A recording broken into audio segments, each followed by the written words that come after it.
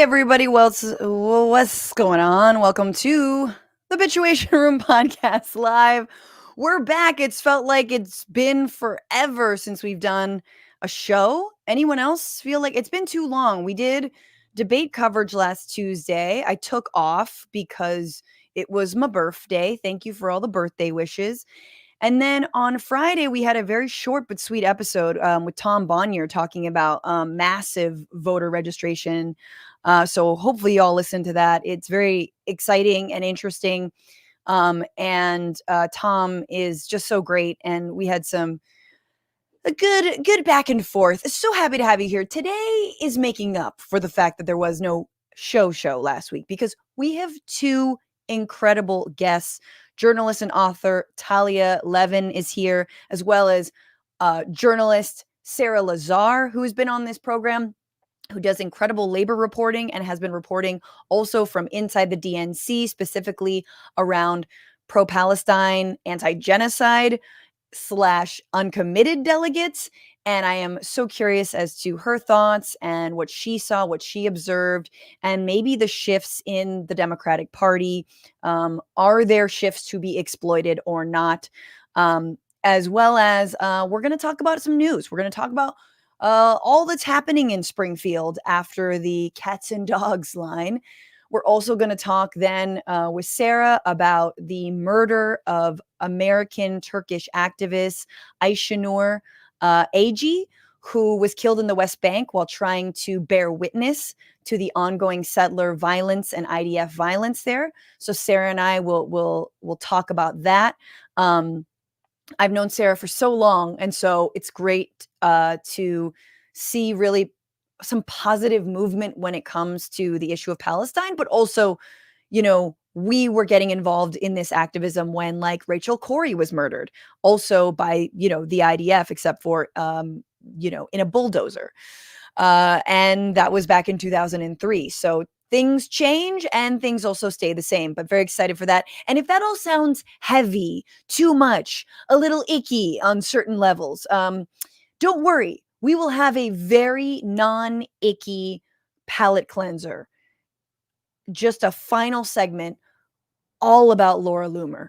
So yes, you can absolutely keep your meal down. Don't worry. She's a very uplifting figure. She's a big fan. She's a free spirit, if you will. So we're going to talk all about Laura Loomer. That'll be with me, myself, and I after 2 palate cleanse. But for now, thank you so much for being here.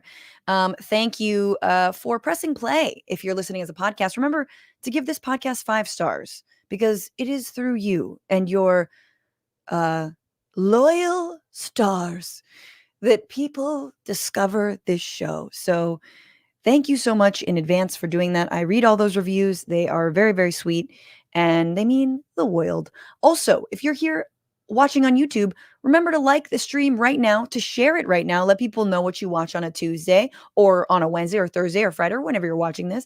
And if you want to know when we go live, because sometimes it's a surprise. Sometimes I just try to go live like whenever. There's like a live event. Trump bumbles some NABJ conference that I didn't even know he was going to be at. And we got to go live. If you want to never miss an announcement, just click that little alarm bell, the ringer bell. Just click the bell and you'll be notified every time we go live. Also, if you're like, Francesca, isn't there a Wednesday show? Yeah, there's a Wednesday show. But guess what? It's only available to patrons, patreon.com/bitchuationroom, where you go to get all that sweet, sweet extra content. We dove real deep into the Jill Stein AOC beef and the Green Party. I gave you my full thoughts and laid out actually the thoughts of one of the people who was going to speak at the DNC, or was maybe slated to speak, Georgia State Representative Rua Roman. And she was, I thought, just incredibly sharp on this issue. So become a patron and listen back to all that. Also support the show. Get 20% off our merch at bitchuationroom.com. Get discounts on the American Prospect magazine, which I write for every single issue.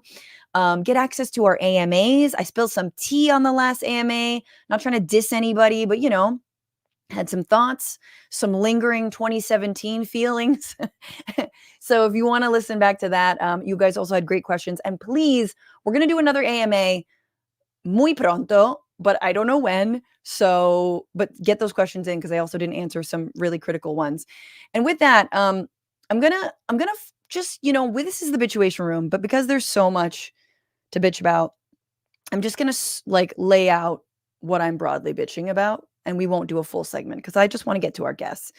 But P Diddy belongs behind bars. Lock him up forever. Here's my thing about famous predators and famous sex traffickers. You are famous.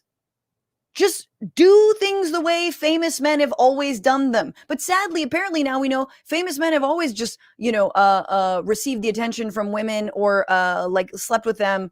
Also through coercion. Like it's not enough that they're famous. You're a really good rapper apparently. Like it's not enough that you're a good producer. You have to coerce people. You have to traffic them. You have to lie to them. You have to drug them. Just use your charm, you short not king, right? You short peasant. That should be a harder diss than it is. But that, and also, I'm going to talk about this tomorrow in our bonus. Women are dying because of the policies of Donald Trump. So, as we're in a moment where all we're talking about is, wow, the rhetoric against Donald Trump is just so heightened. And like, we really shouldn't, every time Democrats say like he's a threat to democracy, what they're really saying is off with his head. No, they're not.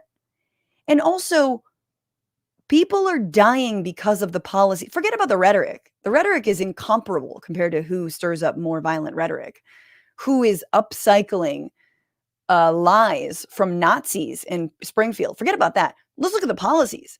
Young women are dying right now because they can't get access to an abortion. So we'll talk about that tomorrow. But it's like, we don't even need to go to the rhetoric. Just look at what's actually happening to people. Look at how people are dying right now. They're bleeding out.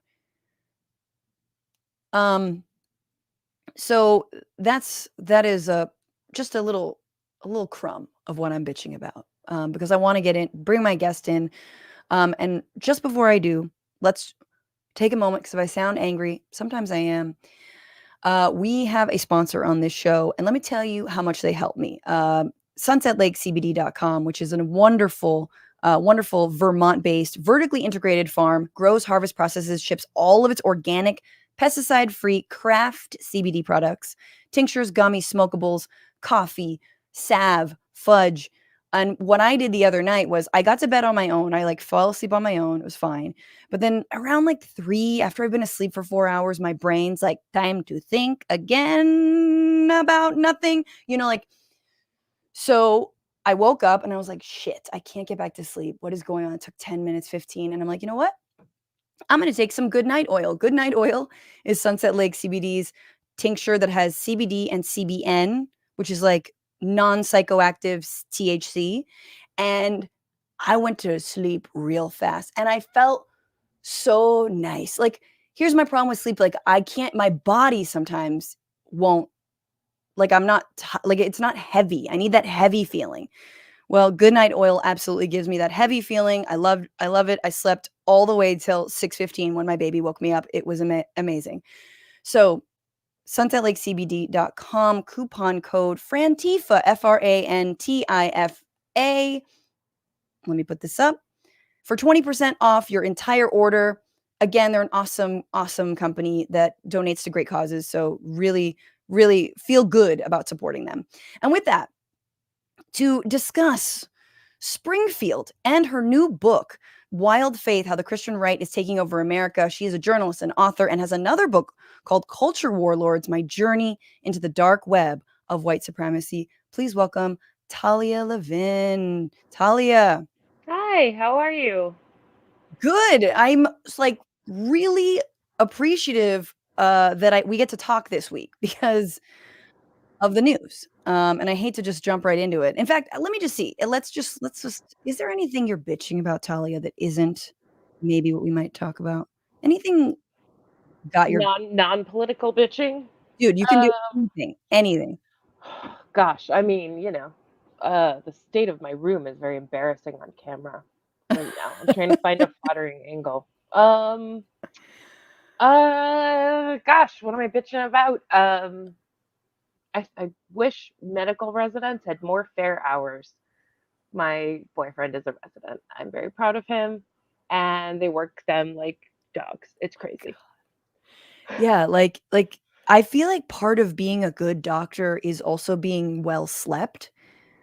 Like, is that I don't know, I feel like that's the same thing with, like, pilots, like, important job, probably should get enough hours of sleep, but is that it? You just have to learn to how to be sleep deprived and overworked all the time? Oh, it's like, as far as I can tell, basically all the dudes who organized our current medical residency system were like on enormous amounts of pharmaceutical cocaine in like the 1910s or 1890s, and basically just had their apprentices like following them around as they were buzzed out of their brains on like alternating cocaine and morphine drips. So that's good. I'm glad we haven't changed that system in As they hundreds were of like, years. "Women are hysterical, let's dissect this uterus." Yeah.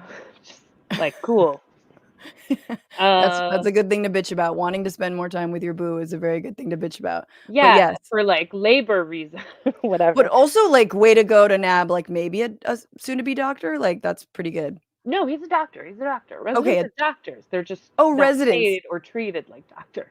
I don't know. See, this is how little I know. Um, Whatever. I'm Jewish. Like half my family is doctors. It's just like so they're it's happy. like I am living that stereotype. I'm just the black sheep, the writer. They're like, "You should never see your partner." That's a problem. That means they're not working hard enough. Yeah, right. Um, okay, so Talia, we're in this week. Exactly a week ago, Donald Trump on the debate stage said they're eating the cats, they're eating the dogs, they're eating the pets. It was beautiful cadence. It's been funny. The memes are good. Alf is making a comeback because he used to eat cats and he's an alien.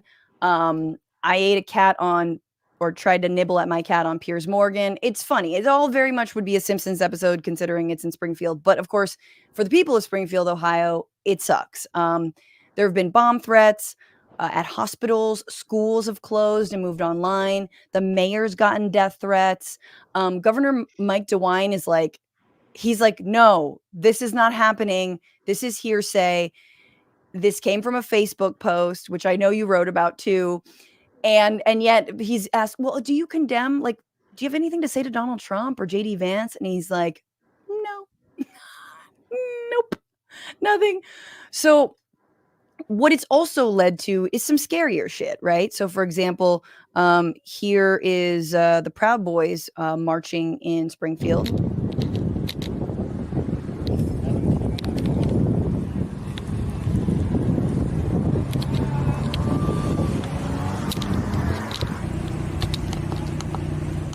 I mean, they're basically just like in a strip mall.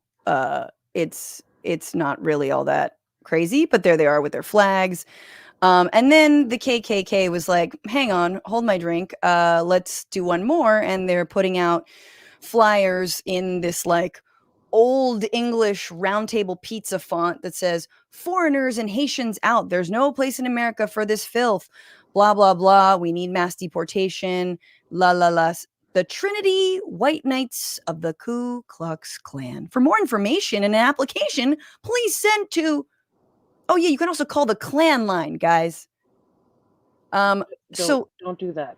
you don't call them. Not even as a joke, don't call them. So Talia, it's funny, but like this shit is really scary. And I wanted to ask you because you wrote a whole book about, I called it kind of the upcycling of, Nazi propaganda, but that's what we are seeing now. I guess I just wanted, your thoughts on this and yeah, like how you has the die already been cast? You know what I mean? Like we're already like we're just waiting for someone to actually get hurt in Springfield. Um, I mean, as with so many things over the past 9 years, like fascism, fascist aesthetics often ride the line between comic and threatening, and something can be both. Something can be both absurd and evil. I think what we're seeing here, I think what I make it a comparison to is the blood libel, other like which is also described by some historians. There's a term called the nocturnal ritual fantasy, where basically, since time immemorial in the West, what you do is when you have a disfavored outgroup, you accuse them of, engaging in abominable practices in secret. So even in this third-hand Facebook post that started all of this, there was a ritual element to what was described, that this person's friends, daughters, neighbor, whatever, had seen a cat like sort of hung up for butchery. There's this element of the grotesque, element of the ritual in it, and of course, JD Vance very much has said straight out, okay, like, these rumors may be false. Keep posting these memes. Sometimes I have to make up stories just to bring attention to the plight of people whose town got new residents so it could have better businesses. I mean, like, Yeah, have someone work in like the meat plants and whatnot, and like do a bunch of work that other folks didn't want to do. yeah, I mean, there's a lot going on here. There's so many historical parallels, I think, particularly given that Trump is running on a platform of mass bloody deportation, Yeah. employing this kind of blood libel towards immigrants, with the explicit hope, I believe, inherent in every blood libel, of stirring up pogrom. Um, these are terms that originated in the Russian Empire, but they very much have been in use actually in America to describe our own long history of race riots and anti-immigration riots for at least a century. Mm-hmm. And pogrom, the etymology of it comes from the Russian word grom, which means thunder. It's sort of, you have this noise before the lightning strike, where like you have these vile rumors, whether it's killing Christian children or kidnapping cats. You have the promulgation of these rumors, which is, just to be clear, a morally disgusting act, with the express intent to whip up violence. Yep. Um, and then, the people who promulgate this sort of libel do so in the explicit hope of inciting violence. And in Vance's case, some recent reporting has revealed that the reason he got tipped onto Springfield in the first place is because some community leaders reached out and said, "Hey, our community could use some more resources for English as a second language classes. We need more interpreters at our hospitals." And um, they were reaching out to him as their senator, as his constituents. Of course. And instead, he's like, okay, this seems like a really opportune moment for me to whip up a blood libel. And, one through line of Donald Trump is his racism and his xenophobia. And so this is him exercising both, Mm-hmm. his credulousness. And also, in the case of a blood libel, I mean, the truth value is negligible. Like, the fact that these stories were readily false from the first moment, and perhaps like comical on some level, never mattered. The idea was an appeal to sentiment, appeal to disgust, and ultimately an appeal to violence. Yeah. I mean, and you're using these terms, blood libel, pogrom, which have obviously we know historically been used against Jews worldwide, or in Eastern Europe mostly, right? And that's like any kind of lie that can be told about a group of people. And then, like you're saying, it's negligible whether it's true. And even JD Vance said, yeah, if I have to make up a story, I just want to play this. It is a little long, but the cringe is worth the wait. Here is JD Vance being pushed by Dana Bash on CNN, and you hear what he says in terms of, if I have to make something up, so be it.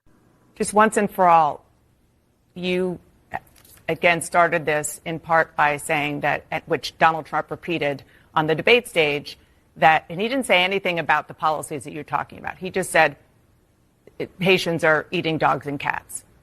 Can you affirmatively say now that that is a rumor that has no basis with evidence?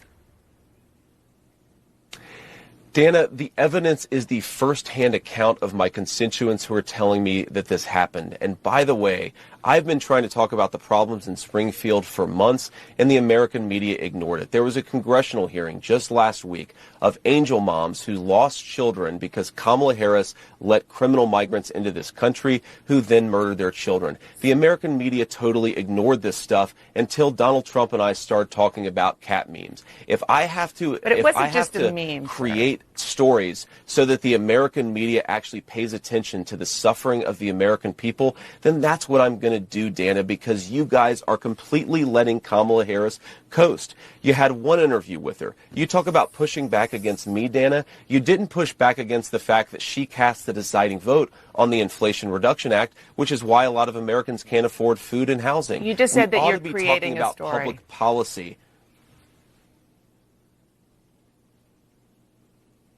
Sir, you just said that you're creating the story. What's that, Dana? You just said that this is a story that you Yes. created.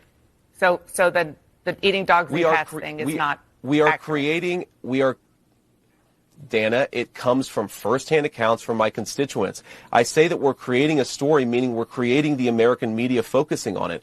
I didn't create 20,000 illegal migrants coming into Springfield thanks to Kamala Harris's policies. Her policies did that, but yes, we created the actual focus that allowed the American media to talk about this story and the. So we created the focus by lying. And also just to lie for another lie, the idea that they are illegally in Springfield, which they are not. So, I mean, that's incredible that he just said that. And he's like, if we have to create this lie, and I'm sure, Talia, in your book, Culture Warlords, you again, the way that like these lies often, I remember when we would follow like Breitbart News and like how these things get like funneled up to the highest levels, to the Oval Office at the time when Trump was in office, and be like, Breitbart saw a Reddit post, saw a thing, and then as soon as Breitbart gets it, then it goes other places and it starts to kind of, I mean, now it's sort of different, but the ecosystem works in its ways. And like you mentioned, this was a random Facebook post. The woman eventually has said she's sorry for what it caused. But of course, the right isn't. And that's my question is, there have been so many lies like this. You know, you got the Katie Britt freaking out about, you know, a woman who was gang raped in the United States. Like, no, she wasn't. This is all a lie. But like, it doesn't matter because, again, the die is cast. The immigrants are painted as evil, as you know, as demonic, and they have to be, mass deported or worse. But that's just an amazing admission that he obviously, Dana, trying to walk it back. That's not what I said, honey. I mean, I think, again, like, I think it is useful to look at this through the framework of the blood libel. You know, just in terms of when we look at like a lie promulgated over millennia, it of course was never true. It was never true. And yet it served its purpose, which was to cast a disfavored out group in a sinister and predatory light and justify any subsequent violence Right. against them. So, you know, there's also a very famous essay from 1948, Sartre's essay on anti-Semitism, where he says, like, they joyfully lie because they're not responsible to the truth. They don't necessarily bear a relationship to the truth. The anti-Semite, you know, and in this case, we can extrapolate from that. Obviously, writing in 1948, he was countering that ideology, but I think we're seeing, you know, it's like the recurrence of this kind of fascist ideology. You know, he says that the fascists can laugh, the fascist can indulge in absurdity, the fascist can indulge in lying because he's not responsible to the truth. That is the responsibility of his interlocutor who's trying to disprove. You know, we're always saying, oh, they're not illegal, they're on TPS, they're, you know, they're not eating cats, they're not catching geese. I mean, so you wind up playing the, you know, catch up with these ridiculous lies when the essence of the lie is not like the truth value of the lie is not its point. Its point Mhm. is to mark out disfavor. Mhm. Um, and I, I'm so, I'm like, curious about how to like move again. Like, there's been some critique that Kamala Harris or Tim Walz hasn't visited Springfield. That would do an incredible amount. Like, how do you de-escalate a situation like this? I mean, you obviously again have seen the underbelly of the racist, xenophobic, alt anti-Semitic, alt-right, whatever, Nazi movements online. Like, what do you what's this town to do? You know what I'm saying? Like, what are they to do? And how can the country, this is a huge question. I don't know why it's a policy question, but how can the country like support them? well, first of all, I would like to mention that these rumors about the pet eating were actually initially amplified in August by a literal neo-Nazi group called Blood Tribe that also showed up in Springfield before this sort of hit the national consciousness. These are swastika wavers. They wear masks. Sort of balaclava type masks. Mhm. And so the Blood Tribe group marched through the town in August. So what we're seeing is something that we've seen repeatedly over the last decade, which is that the extreme right, the overtly Nazi right, paves the path, and then the sort of mainstream of the Republican Party follows. Mhm. First of all, I do think it's baffling, frankly, that Harris and Walz have not visited Springfield, have not made more full-throated statements Yeah. in favor of this population that's under threat. I think Harris made some comments at the NABJ today, repudiating this rhetoric, but you know, it's shameful. I think a lot of it has to do with the fact that the Democratic message right now is all about being tough on the border, and maybe they feel it muddles their message. But I think, frankly, Right. if you have the power to and are not attempting to diffuse a pogrom, and if you have the power to refute and refuse to, and neglect to refute a blood libel, that's on you. That's that's a moral abdication, and I Yeah, like, hope to who's see that protecting change. the Haitian community? My question is like, okay, are there police officers, National Guard, like, who's gonna protect the Haitian community if and when somebody is murdered? I mean, you know what I'm saying? To prevent that. Sorry to interrupt you, but yeah. No, no. I mean, I'm sighing just because it's like 33 bomb threats later. Where are we on? I mean, Right. and there have been some stories about intentional solidarity. Churches sort of doing outreach to the Haitian community. Yeah. People showing up at a Haitian restaurant. So the town sort of trying to gather together in that way. I think that kind of community solidarity is vital.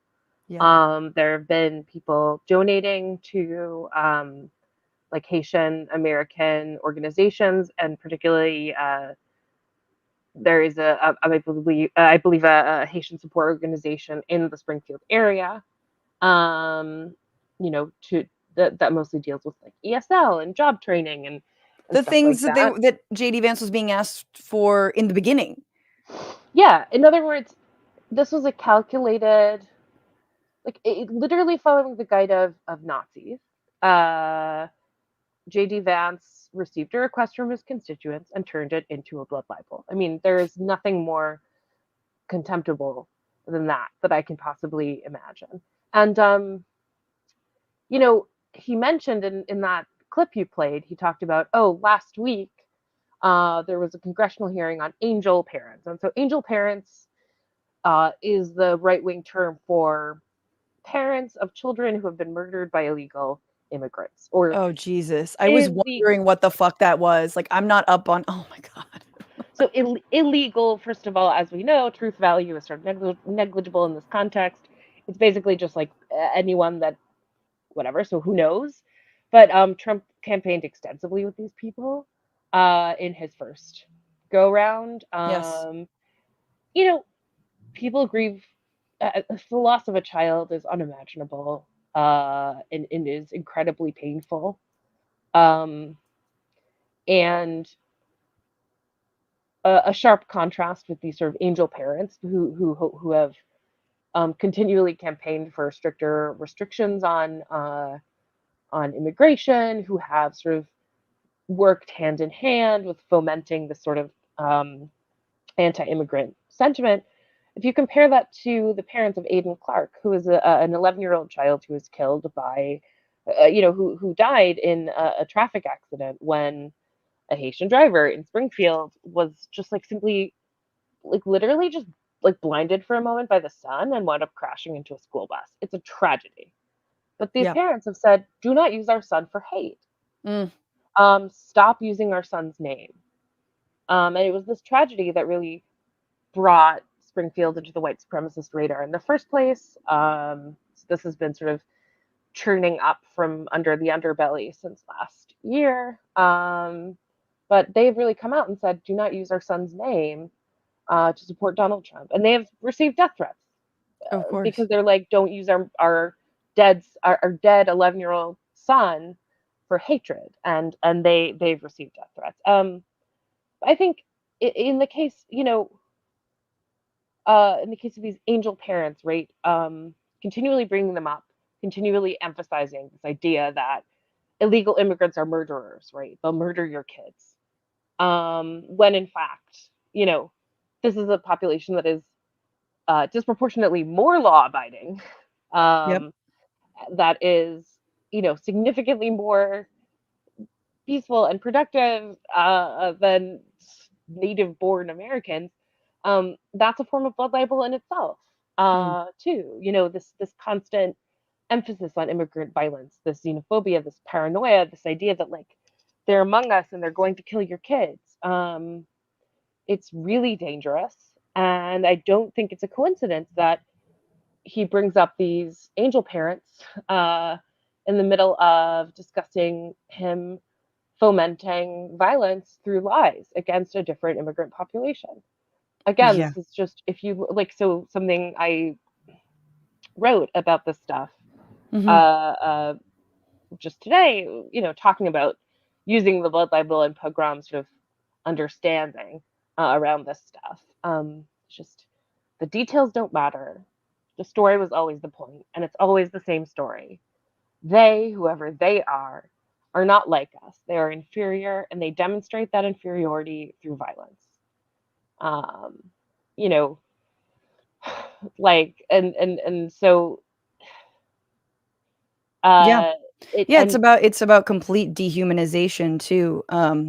When I mean, again, like you're saying, like the immigrants in this country are disproportionately more law-abiding, and then more specifically, I mean, given that the Republicans only value people based on how much they can work, it's always the irony of all ironies that immigrants are the hardest working groups of people, no matter where they come from, and have been historically, ever since whatever this nation was founded in blood and slavery. But like, it's just yeah. So the other, I want to move on to your book though, because there is a connection here, because I think JD Vance is this connective tissue. When JD Vance was first running, it's awful, right? Spongiform, like oozy connective tissue. Yes. Yeah. JD Vance, jumps into the race. He's the nominee, running mate, and I was like, oh, okay, well, he's like just a complete, a shill, like a venture capitalist shill, Peter Thiel money, like doesn't really believe what he says. He's just kind of like in it for, the fame, the money, the power, blah, blah, blah. And somehow that seems like more rational to me as someone who is not psychotic, but who understands, I guess, how you could make these moves for your own, benefit. But then you hear Vance in just clip after clip after clip during, between 2020 and now, talking about women, talking about families, and he has the utmost disdain, for women's bodily autonomy, for obviously LGBTQ plus people, like all that. And you're like, oh, I think he might be maybe just as Christian nationalist and religious zealot as Mike Pence. He's just somewhat more able to paper it over with like tech bro energy. There's a little bit more of that. And I am fascinated because your new book, which comes out in a month, very exciting. You can pre-order now. Wild Faith: How the Christian Right is Taking Over America, kind of goes through all these little buckets of our lives, of culture that Christian nationalists in the United States has been for decades now, but really now exerting their agenda over. And I wanted to take it, sort of step by step, but I guess why did you want to write this book now? Like it feels like the utmost like organization of all of the wild, like the crazy thoughts in my head, and like the frog in boiling water where you're like, will someone just explain what's going on? And I feel like this book does that. But what's your hope in putting it out? Well, yeah, I mean, this is the thing about that frog in boiling water Tell me. that phrase. I'm not the writer, you are, but yes. No. I just learned this year. Those experiments, they removed the brains of the frogs first in those frog in boiling water experiments. Well, that's an even more apt analogy then, considering where we are. Right, like frogs who've had their brains removed won't jump out as water's boiling, but like normal frogs absolutely will, because they haven't had like lobotomies. Thank you. But so my goal is to put the brain back in the frog, I guess. Love it. No, I mean, so my first book, Culture Warlords, it came out also in October of a presidential election year. I guess that's my niche. It's like, let me explain why everything's so shit. And that book was about sort of the neo-Nazi community, its various elements and constituencies, particularly online, but also obviously in its many in-person unfortunate manifestations and terror and all that stuff. And then 4 years later, right, I'm coming out with this book about Christian nationalism and largely about white Christian nationalism in the U.S. So that's like right Catholics and also white Anglo-Saxon Protestants. And I think in many ways, the scene now is different than it was 4 years ago. We're talking about, we just spent the last half hour talking about a blood libel lie promulgated by a vice presidential candidate. We're at this point where, the editor-in-chief of the National Review, whose essential job is just to launder hate through a scrim of respectability, straight up dropped the N-word in an interview with Megyn Kelly. We're at this point where the mainstream right and the sort of turgid underbelly that I was documenting, in 2019 and 2020, they've become quite indistinguishable. And so I felt that it was time to stop looking at the fringes and look right at the center. I was sort of following the same trajectory as extremist rhetoric in US politics was. And it's definitely been interesting. I mean, in some ways, when you write a book about sort of a major force underpinning current affairs, you're going to see that force manifest everywhere. Sure. It's like if I was writing a book pattern about like macroeconomics or climate change or whatever, I'd be like, this is how this relates to macroeconomics. But I think, Vance is an interesting character. He's an adult Catholic convert, and has the zeal of the convert.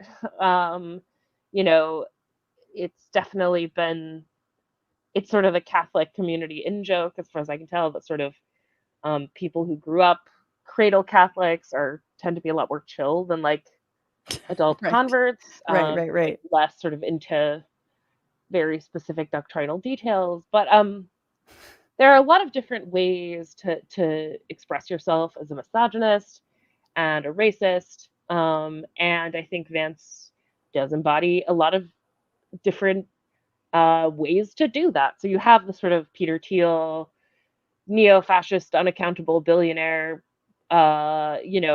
funding all sorts of far-right candidates.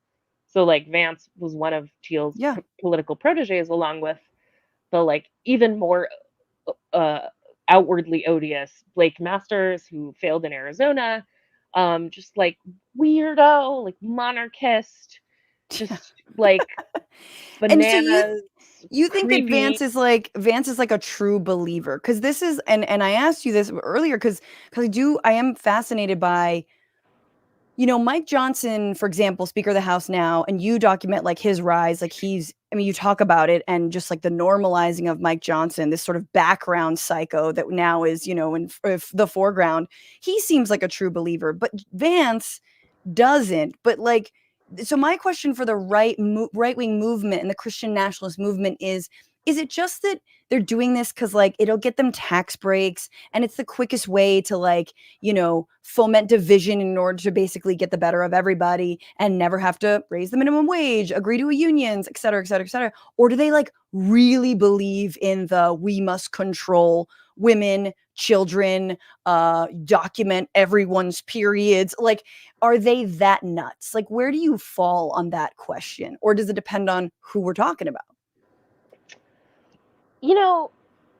I have like so many answers to this question, and does recur in the book a bit because first of all, I think it is a very American affectation to be like, but is he racist in his bones? And like, I don't have a racist bone in my Does it body. matter? Which bone is that? The ulna, right?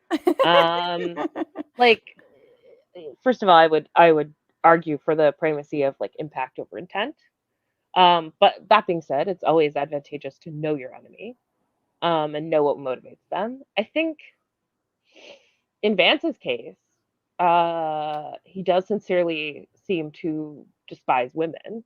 Uh, he does sincerely seem to despise immigrants, and his rise, in from Hillbilly Elegy, this book, which if you look at like what other Appalachian writers and notably women writers had to say about it from the get, was basically this is a book that blames poor people for being poor. Mm-hmm. And it describes people who have suffered from mass job loss, from the exodus of manufacturing, from the opioid crisis, as sort of inherently parasitical and having a cultural disease. So that was his like most palatable moment, was writing a book being like, poor people are poor because they're bad and their souls are diseased, and I'm amazing and I went to Yale. So the fact And that the New York so and a lot of like book reviewers. I mean, looking back, some of the book reviews were like, this is pretty bad, but it did get like acclaim in sort of liberal spheres. oh yeah, I mean there were a lot of people who were like, awesome, like these people voted for Trump because they're idiots with a cultural disease, Yes. Yes. that we can like condescend to, and yeah, like Ron Howard made this like movie of it. Obviously this book had cross denominational appeal, but like if you look at what particularly Sarah Jones at who's then at the New Republic, I think, and now is at New York, has said about Hillbilly Elegy. Sarah Smarsh, who's like a very wonderful writer from Appalachia, has said about. I mean, it's basically just like, cool, sell your people down the river and make $1 million. Why don't you? Yeah. And then use that as a springboard for a Senate campaign. So from the get, we have this person who has these very conservative beliefs, these views that like certain people have sort of inherently diseased cultures. And then, I think anyone can be changed by the milieu that they are part of. And I think that is sort of undervalued in understanding people's ideological trajectories. Mm.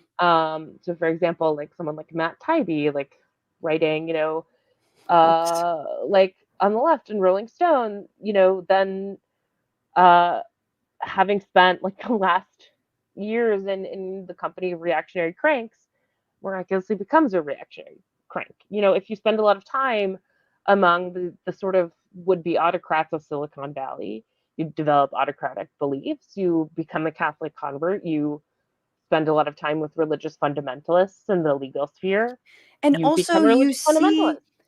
Yes, and I mean, I love the, invocation of Matt Taibbi because, I'm a I love to talk about the once were leftist or supposed leftist maybe moonlighting as, because it really is a grift, and that is overused a million times over, but is finding your opportunity. It's being an opportunist. So, sure, Vance is like an adult Catholic convert. He obviously despises women, people of color, and then marries them, but he it's also true that he just found this niche for him, got a bunch of VC money, and now he's in the effing Senate.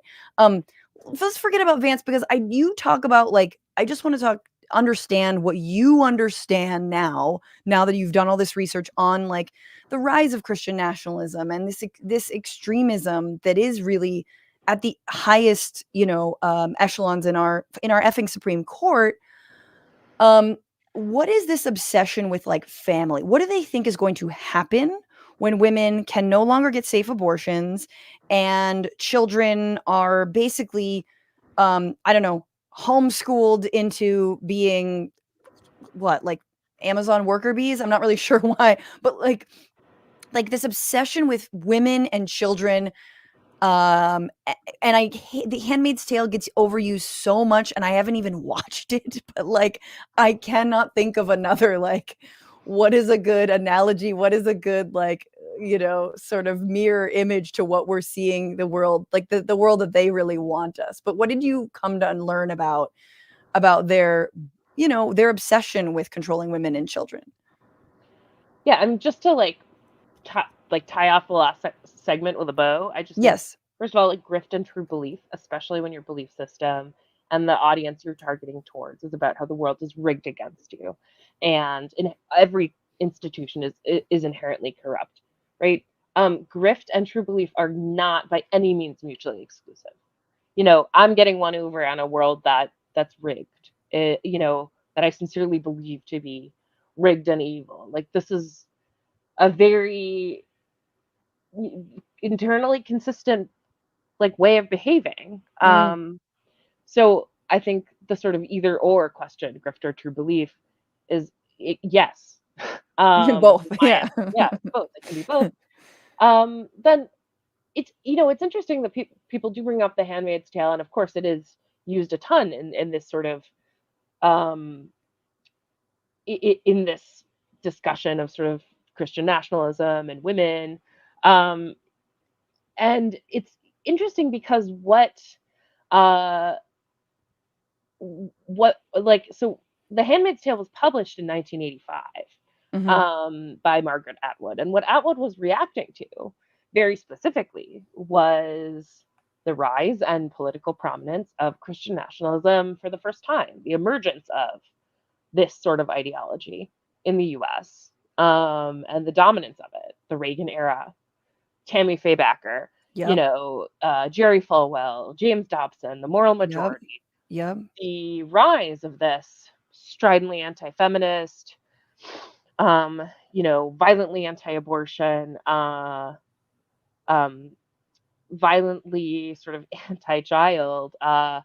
ideology of coercion and control. So I do think it's a worthwhile comparison, but it's also worthwhile to note that specifically what she was inspired by in describing this future dystopia was what she was seeing on the American political scene.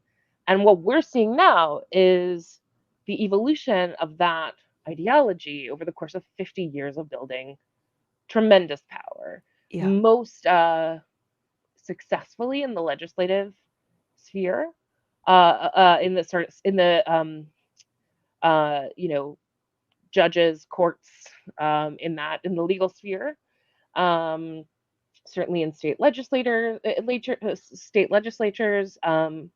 Mike Johnson, though Speaker of the House, is really, I mean, he's really radical. Like, it is worth noting, like, he and his wife are part of a marriage that is very specific to, I think it's Louisiana and Arkansas, I think, are the only four states in the country.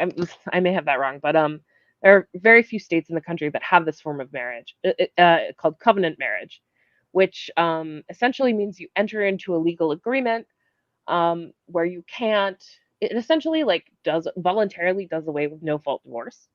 They have to undergo a certain number of months of state mandated marital counseling before they can divorce. So, Jesus. um, Which is what they are actually trying to do, is get rid of no fault divorce. I mean, that's what's crazy to me, is like this sort of like, oh, they won't go after IVF, they go after IVF. Oh, well, but the limits are, we're only going after same-sex marriage, not, whatever, like, heterosexual marriage. Well, but then now we're trying to get rid of no fault divorce, which is once again this really insidious way of ensuring mostly women, although not all people, are stuck in abusive relationships. yeah, I mean, And yeah, yeah, like it is really what I say in the book repeatedly is they're coming for all of it.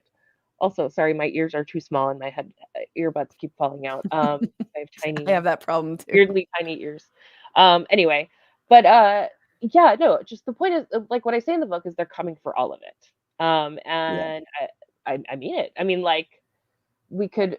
There's certainly a rise in attacks on no fault divorce, including from Vance, our favorite guy, but also from Johnson. Also, repeated attempts to have it in have opposition to no fault divorce in um, party platforms in Texas, even in the GOP platform in 2016, as they were nominating this like thrice divorced dude as their nominee.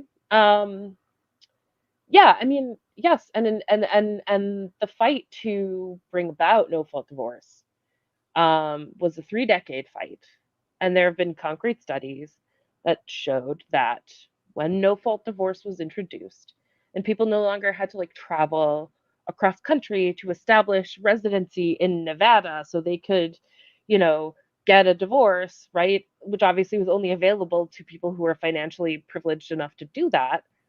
There was a sharp decrease in femicide, Yeah. in domestic violence, you know, in yeah, like murder. Yeah. So yeah, what we're looking at is people who are advocating for the control of women, ultimately the deaths of women, um, both of being denied proper treatment for abortion, but also, I think it's worth pointing out, um, like a big part of and there was a notable story from ProPublica that came out this week Yeah. about two women who died because they had, like, in one case it was a self-induced abortion, but this woman was in sepsis, um, because not all the fetal material had been ejected. She came in having already undergone that procedure through self-managed abortion, but needed surgical aid, a very basic procedure called dilation and curettage. And this hospital in Metro Atlanta was felt constrained due to draconian state law from aiding her. They watched her die over the course of 20 hours until Yep. they felt she was in enough danger that they could perform this very basic standard of care procedure without being in legal jeopardy. And it was too late. She died. And like Yeah. that's what like none of the people creating these laws have any familiarity with obstetrics, with No. gynecology, with No. pregnancy, with the female body, and with all the myriad dangers that accompany them. Um, all of my friends who've had children are the most militantly pro-choice because they're like, I've seen what even a healthy pregnancy can do to a body. Oh yeah. Firsthand. Well, I and this woman was a mom. She was already a mother. And she was a mother. She was 60% of people who 28. seek abortion are already parents. So Yeah, it's just like you just killed someone's mother. She didn't have to die. And I mean, but you're right. Like this is the kind of stuff. I mean, this is the kind of thing where it's like, we'll move on. we move on for the 13-year-old who was, forced to carry their rapist child. We move on from the Haitian migrants who are supposedly eating dogs. And we just kind of like incorporate this into our lives, which is why I really appreciate you sort of giving us this roadmap in the book to be like, here's the plan. What are we doing about it? Like, how are we going to, push back on it, or at least name that this is what the plan is in some ways? And it's so oversaid, but I do appreciate that Project 2025 has become something that many people are talking about, more so than you would imagine, like some weird policy book. But because it's like, oh no, there is a plan. Like, so know that there's a plan. It does get worse if you think it doesn't. And how do we fight against it? So I want to bring in my other guest, Talia, even though I have a million other questions.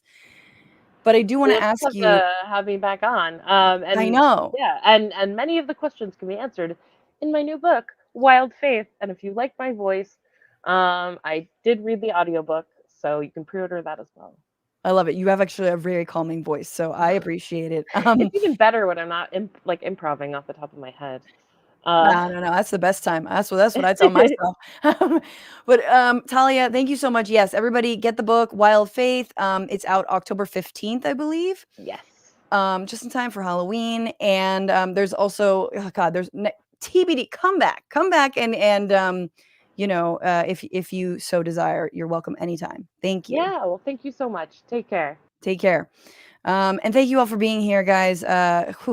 Heavy, scary, but critical stuff. Rachel Atwood says, did you see Marianne's Haitian voodoo tweet? Yeah, I did. Marianne Williamson was like, okay, but really, the Haitians are doing voodoo. And so I've got to brush my hair back because she does this a lot. And then when someone was like, yeah, get those migrants, she was like, oh, that's not what I mean. A what? Did someone misinterpret what I said as racist? Yeah, man. What are you doing? What are you doing? Stop. I'm telling this to my neighbors who have a Marianne Williamson bumper sticker. Like, come on, guys. I know we want to throw behind any candidate that isn't part of the two-party system, but fuck, we need to do better at vetting. But let me bring in, after that, my next guest, who is she's a journalist, but she recently reported from the DNC around the protests outside, around the uncommitted movement as a freelancer for The Nation magazine. She's an editor of Workday magazine and a contributing editor for In These Times. But right now she is squarely separate from her Workday responsibilities. I want everyone to know that, all legal listening. Know that. Please welcome my friend, Sarah Lazare. Sarah. So good to be here. Thank you for having me. Dude, so good to have you. I wanted to talk about the killing of Aysenur, but I don't know if I can jump from a really awful story to another awful story. So let's do palate cleanse. Let me ask you, Sarah. Sarah, what are you bitching about? Ooh, what am I bitching about? I am so deeply in love with my 5-month-old baby, and I'm not getting very much sleep. So that is what I'm bitching about. You seem like so glowing and rested and chill for not having slept. I am not that way when I haven't slept because of the baby. But anyway. And you're catching me in a good moment. I'm not like this at all.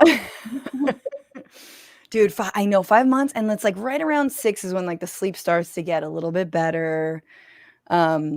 Is number 2 easier than just having 1, or is it? Did they flip flop? Like, do you have like an insanely easy baby, or do you have an equally, like? Tell me, because they always say the second is easier.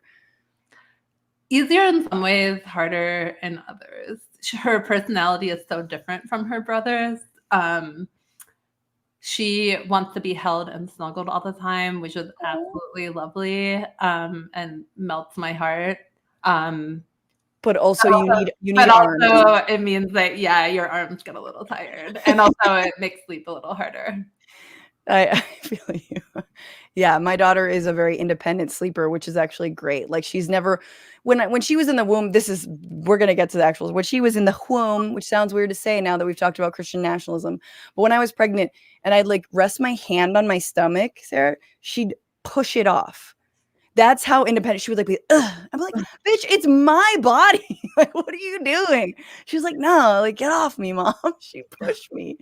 And she still does that, doesn't want to hold my hand. I mean, she loves me, but she's like, I'm on a mission. I'm doing a thing.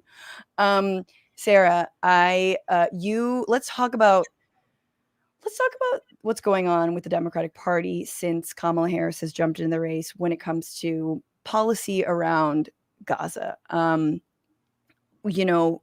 It has now been like a few months since Joe Biden dropped out and Kamala Harris is now the nominee. I don't know where you stand on this. I firmly believe that the anti-genocide peace demonstrators had a lot to do with tanking Joe Biden's reelection prospects. And I think that Kamala Harris, it can be not sadly, but is in some ways a win for movements broadly. However, she has sadly not changed enough course from Joe Biden's policies. All weapon shipments are still on. She's not differing from that, distancing herself from that. I would argue, Sarah, she's almost distancing herself more from Joe Biden's economic successes than she is from Joe Biden's horrible policies around Gaza and Israel. It's like when it comes to that issue, she is in lockstep, even though initially we thought there might be inklings given her, some advisors, Phil Gordon, this and that. And yet, you still have the uncommitted movement for now holding this tenuous line of we still support this candidate because Donald Trump is intolerable, but we expect and need so much more. What did you hear at the DNC and what are you hearing sort of since it? So the Chicago area is home to the biggest Palestinian diaspora in the United States and has been very, very mobilized for the past 11 months. Multiple protests every week, protests at lawmakers' houses, creative direct actions, huge mobilization among Palestinian American, Arab American, also progressive Jewish communities, other people of conscience. And these communities, so for example, the Arab American Action Network and the USPCN, they had already made a commitment to march on the DNC before October 7th, because from their perspective, the injustices definitely predate October 7th. What? That's wild. I thought these crazy activists only started caring about this issue after. Right. They were on the ground floor of the organizing. And then once it became clear what was happening, that we were seeing the most efficient killing campaign in the 21st century in terms of daily death count, the entire coalition decided to shift its focus to Palestine and to Gaza. And it united around two demands: one, end the genocide, and two, end all aid to Israel and all U.S. aid. And those became the two central demands of the Coalition to March on the DNC, along with a host of other demands around racial justice, LGBTQ rights, migrant justice, Black Lives Matter, anti-police violence. The Palestine demands became central because of the urgency around the issue. And so in the months leading up to the DNC, I talked with a lot of Palestinian American organizers about how they feel sort of having the Democratic Party that's overseeing and in power during this moment, essentially throwing a party in their backyard. Because that's what the DNC is. It's pageantry, it's spectacle, it's rallying. It's not, I didn't see any sort of serious introspection happening there at all. Quite the opposite, in fact. And people were really angry, really hurt. The stakes are incredibly high. This isn't just some theoretical injustice happening far away. People have direct family members who are impacted. I talked to one person whose husband's nearly his entire family lives in Gaza and is currently dispersed and scattered. At the time, she said that no one had yet been killed, and I'm hoping that that's still the case. I haven't checked in with her in a little bit. People described a community in constant mourning. I talked to one organizer from the Palestinian Feminist Collective, Nasreen Hassan, who said that she feels guilty doing anything fun. It's a really sad time for the community. Yeah. So that's kind of the broader context with which the DNC came to Chicago, but they also came at a time of mass movement against U.S. political and military participation in what Israel is doing. So the movement against U.S.-supported genocide in Gaza cannot be dismissed as a fringe movement. So, 7 major labor unions representing nearly half of all unionized workers in this country have come out in favor of an arms embargo, which is an escalation from just calling for a ceasefire, which was important. But this is saying we want you to end material support. It's like, here's how. Here's how. Since you are clearly diplomatically incapable, Anthony Blinken and all, of doing this, here's a suggestion. Stop selling weapons. Exactly. And there's been a growing consensus around the focus on weapons and arms. And, there's some variation in the demands. For example, the Coalition of March on the DNC was calling for an end to all aid. The union specifically talked about military aid. And then tomato, let's get something. I mean, sorry, and not to interrupt you, but it's also the majority of Democratic voters. But beyond that, I believe even all voters, Republicans, independents, everyone says we should be stopping or limiting aid to military aid to Israel in terms of sending more weapons. This is not a controversial issue. This is, you're absolutely right. It's not fringe either.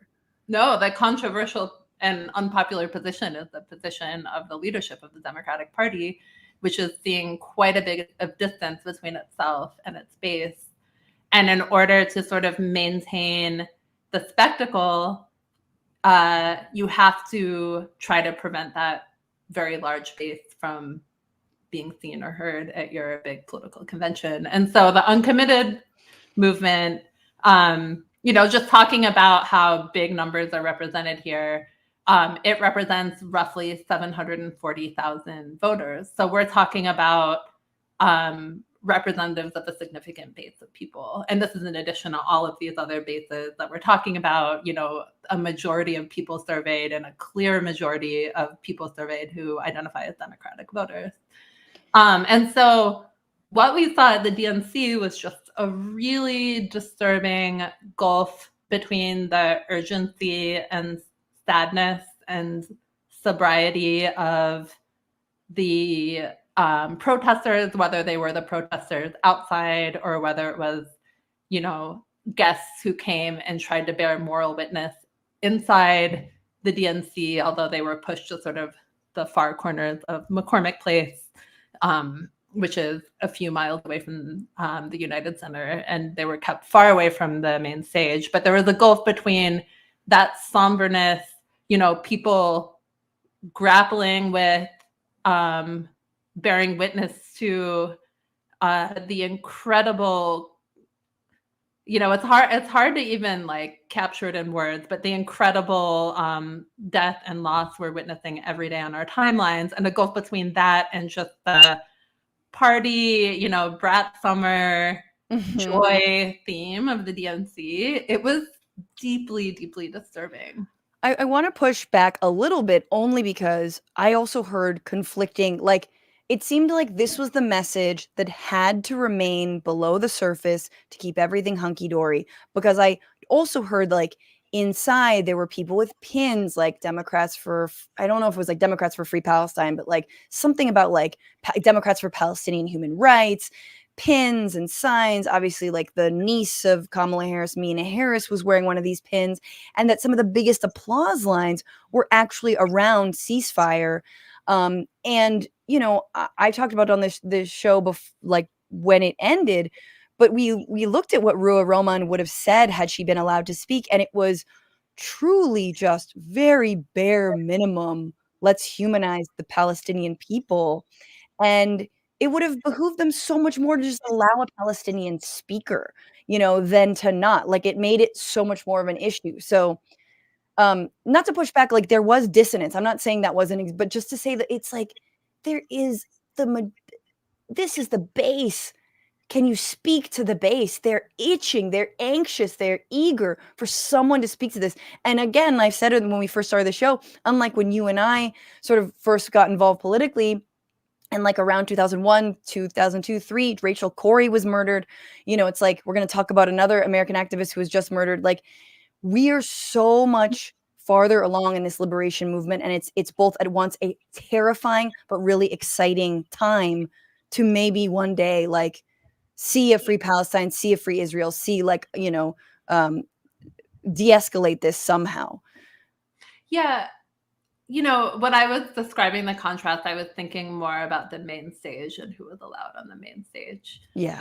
But it's certainly the case, the uncommitted delegates who were there, they were trying to organize other delegates, and they had some success. I think they had around 300 ceasefire delegates who ended up sort of signing their call for Harris to commit to an arms embargo pursuant to a permanent ceasefire. And I'm pretty sure it's 300. I'd have to double check that. But the point is they organized inside. Yeah. And so, the uncommitted delegates, just talking about this growing consensus around material demands. Their big demand, the one that they wrote on their banners, was not another bomb. So an arms embargo on Israel. And yeah, I think that we are seeing a moment, you talked about like our organizing history. I think we were also really mobilized around opposition to the US-led war in Iraq. And I think we're seeing right now incredible, persistent, really amazing mass mobilizations all over the world.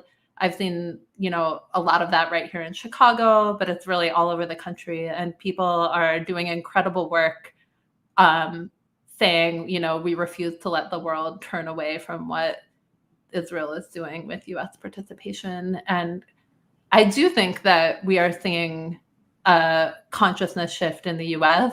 Yeah. And with that consciousness shift, a growing gulf between the masses of people and the leadership of the Democratic Party. And unfortunately, Harris has made it so clear that she's doubling down on Biden's position. At the beginning, she had, some rhetoric that sort of mentioned Palestinian suffering. But, a rejoinder to that a lot of people made was like, well, what we need is for material reality to change. We can't your rhetoric is not going to save lives, but withholding bombs can. And then, we saw the statements that she made. Her team has made it clear that they don't support an arms embargo. Her team and the leadership of the DNC wouldn't even oblige uncommitted delegates who were making the painfully modest request for just a Palestinian American speaker on stage. Any of them you talk to, they were all like, this is absolute bottom of the barrel. We have no illusion. This is what a win would look like. This is just us asking for the absolute bare minimum. Right. And they didn't even get that. Right. But I do appreciate then the pivoting. To say speaker is the bare minimum, but we're actually focused on the bigger issue, which is stopping weapons sales to Israel and aid to Israel, which I think is great because it shows I do feel very hopeful. I feel like there is the movement for coming, and this pressure feels flexible. It feels adaptive, meaning it's not just it's going to keep the pressure on, and it has, and we have, right? And the students are back to school even though they face down incredible amounts of not just violence, but of course blacklisting and firing and all this, but this is not something that's going away. I sort of every day wake up, and I think we do this, is to kind of hold these two, seemingly divergent things, which is I do think electing Kamala Harris is is absolutely a necessity. But I also think if it's true, she's not going to change from Joe Biden's policies. That's not going to hold. We will absolutely make sure she does. And I do think she is much more of personally, I see her, you saw her in 2020. Everyone moving to the left because it was the moment, because of the Bernie movement, because of the Bernie moment. And that moment is not gone. That's just continued. So I hope, and if elected, that this pressure, that these incredible organizers stay on the case, and that we all kind of stay on it. I know we have like 49 days before the election. I mean, it's fucking nothing.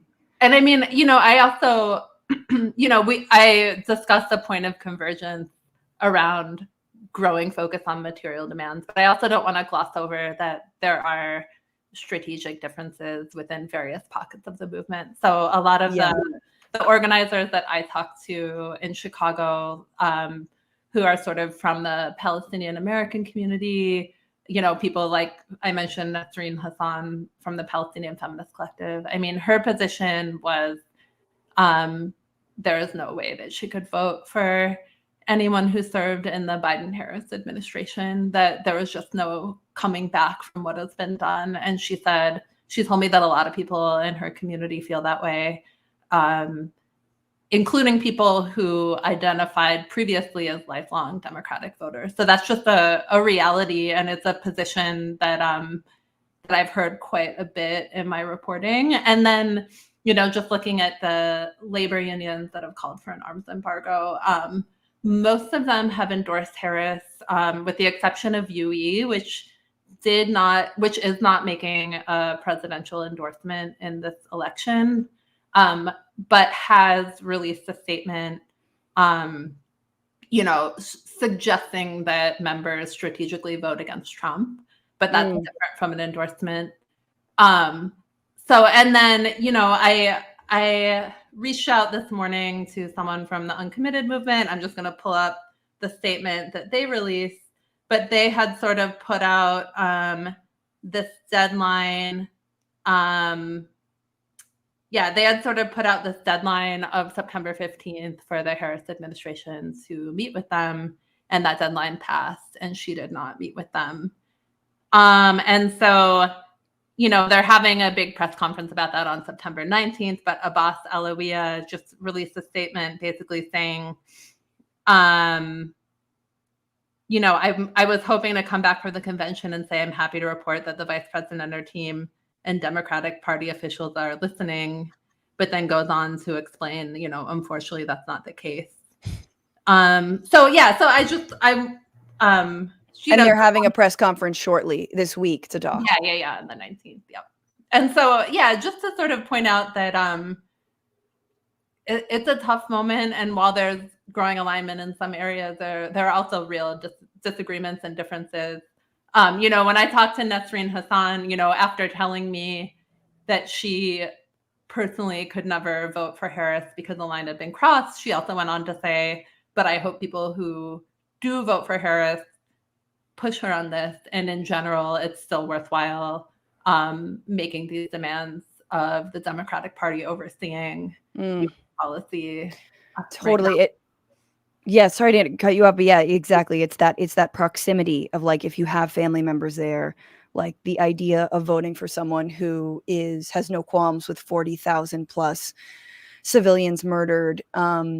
I mean, anyone's idea, but, like, again, the proximity is just like, it does feel very, very difficult and very different. And I respect that deeply, but I also appreciate that I think, like, it's like, if you do vote, please continue this pressure, and that shows, again, this, like, this willingness to keep on fighting. And of course, if anyone knows that, it's the Palestinian and Palestinian American community. I want to pivot because I do really want to talk about this murder of a Turkish American young woman, 26 years old, named Aysenur Eygi, and she was, again, much like Rachel Corrie was in the year 2003 when she was working with the International Solidarity Movement, which is an international organization that takes people to the West Bank specifically in to effectively defend communities that have been facing either and both IDF violence or settler violence, to try to get people to move, to make it intolerable for them to live in their villages. And Rachel Corrie was killed while standing in front of someone's home wearing a bright orange vest with a bullhorn, and she was crushed by a bulldozer that went to go demolish a home. And at the time, we all took the streets, and here we are, 20 years later, and here's another American activist who went with ISM to bear witness in the village of Beta. Beta has been under a lot of violence and attacks from settlers there. And 15 people had been killed in Beta prior to this event. But according to the Washington Post, did an incredible deep dive into what happened to her. And they spoke to 13 witnesses and reviewed 50 videos and photos. She was at this protest. She didn't want to get too close to the action. We've all done the protests there where we're like, I don't want to get arrested now. Let's stay back. So she kept her distance from this nonviolent protest. Well, it turned out to be some rock throwing and whatnot. Of course, the IDF escalates it with tear gas. Her Australian colleague testified to say, or told the media that she was, away from the action. 20 minutes after basically the protest died down, she shot and killed. She was hiding by a tree, again, trying to keep clear. She was shot and killed specifically. And there's more sort of details about, hang on. There's more details from one of the colleagues, an Israeli activist named Jonathan Pollock. These were two separate shots of live ammunition, shot one after the other. The first one hit a metal object, and then a young man from the village in his thigh. And then I heard another shot. And then I heard people calling my name in English, saying, we need help, come help us. I ran over there about 10 or 15 meters behind me, farther away from the soldiers, into the olive groves. I found her lying on the ground beside the tree, bleeding from her head. I put my hand under her head to try and stop the bleeding. I took her pulse. She had a very weak pulse. We called the ambulance. From there, we evacuated her to the village's medical center, where the doctor came into the ambulance and continued to the hospital, where they tried to resuscitate her, but failed. So, again, she was from Seattle. She was born in Turkey, but she grew up in Seattle. She'd been an activist. She was young, again, 26, and she had gone to Standing Rock, as you do when you're an organizer and an activist. And she wanted to go to the West Bank, bear witness to everything that had been happening. Since October 7th, 600 Palestinians in the West Bank have been killed. And then, again, more specifically about Beta, 15 Palestinians had been killed there. Last month, another American citizen who we haven't even talked about or haven't heard much about, Daniel Santiago, who was a 32-year-old teacher from New Jersey, was shot in the thigh by Israeli forces in the same olive grove where Eygi was killed. The IDF in Santiago said Santiago was accidentally injured when soldiers fired live rounds into the air to disperse protesters. They also claimed the same thing about Aysenur, that she was accidentally killed. But again, based on Jonathan's testimony and the WAPO investigation, that is not true at all. She was shot in the head. I mean, this is what a way to continue to galvanize an entire generation, Sarah, of young Americans who do not want to see our taxpayer dollars and any funds going to Israel. But, again, like with Rachel, like with Aysenur, it's like it repeats itself. I guess I just wanted your thoughts to weigh in on this insanity. Yeah. You know, the level of passive voice that the Biden administration uses when talking about Israel's killing of Aysenur is deeply offensive. Her family has called them out repeatedly. They have not been contacted by the Biden administration. Multiple witnesses say that they have not been contacted by Israel's supposed quote unquote self-investigation. Her family wants an independent investigation that's absolutely falling on deaf ears. And there's even been some really gross sort of depictions of her, like making it seem like she wasn't a real American or wasn't a legitimate American, whatever that means. There was a New York Times article describing her funeral, and it said, there wasn't an American flag in sight. There were Turkish flags, but not American flags. And it's like, funny that they don't want to like fly the flag of the state that may have provided the munition that killed her, and that is not even reaching out to them in the most bare minimum way. But I think this also just draws on a deeper point, which is, she has not gotten enough attention, but she definitely got more than not that it's a competition. Every single human life snuffed out deserves to be remembered, deserves to be honored. So it's not a competition, but it's just to say this, what Israel is doing with U.S. participation has resulted in a staggering amount of deaths that we don't even totally know the final count. One study in the British medical journal, the Lancet, said that when you include indirect killings, the number could be as high as 186,000. We just really don't know. Official death counts are over 40,000 at this point, but we all know that those are like honestly skew conservative because there are deaths from famine, disease. There are bodies that still have not been retrieved from the rubble of buildings. They're also so meticulously, like the Gaza Health Ministry, for all the naysaying that Biden participated in, that every single person counted is like identified by a loved one, and like most of their body parts are there. You know what I mean? So like, yeah, the Lancet study was like given like the body parts that cannot be identified, to say nothing of what you just said, the people trapped under the rubble. It's like, it's just amazing how much we have dehumanized and discredited Palestinians and any kind of Palestinian, official, to the point where it's like, oh no, there's a reason that the body count has stayed the same. It's because they are meticulous, and also they're running on no resources. Whatever. I don't have to, keep it going, but I do want to say, like, it's not just, Aysenur, but I want to mention, and we didn't talk about this, but about a week ago, a man named Matt Nelson in the Boston area self-immolated over Palestine as well, following Aaron Bushnell and I believe an unidentified woman outside of the Atlanta area who also these are 3 self-immolations over Palestine. So again, this is a huge issue to Americans.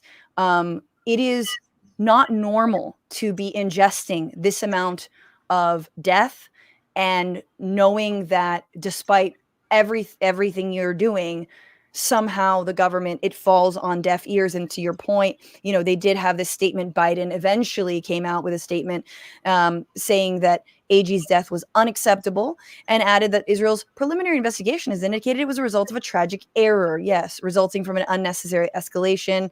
And then Anthony Blinken, again, with his, like empty ass words, is asking for security forces to, quote, make fundamental changes in the way they operate in the West Bank. I mean, it's so egregious. And when you compare the Democrats and Republicans on this issue, Sarah, it does feel like there is little daylight. I guess the only thing I could say is Democrats give us maybe slightly more time. And I mean that in a way that, like, Donald Trump is very keen on supporting the full annexation of the West Bank as per, Sheldon Adelson's widow's wishes. But I do agree that this sort of like slow death, quick death that people talk about when it comes to Democrats or Republicans, that's absolutely apt in the issue of Palestine. but the allowing for more time for us to stop this death, I think is an advantage. A shitty one, but a small one. And I know that not everyone agrees with me. I know that's not like, a lot of folks listening, don't agree, but that's where I'm at. It's a hard one. I will say that it's really unfortunate that Biden was the person who was president when this happened. Biden, his lifelong career, if you could identify one consistent thread, probably being extremely pro-Israel, is that. I mean, he was like defending Israel, breaking people's bones intentionally during the Intifada. He was calling in the late 90s for the U.S. to move its embassy to Jerusalem. He supported Trump's. He said he wasn't going to reverse Trump's moving of the embassy to Jerusalem. I think, unfortunately, on this issue, I mean, no one's more Zionist than Biden. Like, yeah, like on this issue, it's hard to even use words like worst case scenario, but what we're in now is a very, very bad scenario. And like for we are seeing huge movements and huge opposition, and Harris serves in the administration. Like, you hear people say like, oh, well, she can't break from a president who she's serving under. He's still sort of her boss. And it's like, no, that's just a thing you made up. Like, we're taught that genocide is the crime of crimes. You learn that. You learn words like never again. And now you have, scholars, experts saying this qualifies as a genocide. You have the ICJ saying that it's plausible genocide happening. And so for there to be sort of, for like decorum, professional decorum to sort of win the day in the face of what's happening is really unfortunate. So, I think that's a really good point. And I think the other thing is, like, we all thought that given that she has a campaign, like if there was one moment where you could distinguish yourself from the person you're serving under, it's when you're campaigning. I mean, she distinguishes herself, like I said, every day during the debate. She barely invoked Biden's name. She was like running from the Biden, legacy. And there's some good stuff that Biden's done. This is the biggest part of his legacy, and it is a massive stain. But like, it is just so painful to me. I'm like, I think it is fear. I don't think it's decorum. I think she's fucking afraid. She is afraid of the Israeli lobby. She's afraid. And I also don't think, though, that if elected, this changes. This is a massive, there is massive amounts of pressure, and I'm glad. I don't know. For me, I think Palestine and Israel should be a litmus test for every Democrat moving forward. If this year has taught us nothing, it is that, because it is the key to not just our own safety and stability, but that of the Middle East and so many of our communities and loved ones.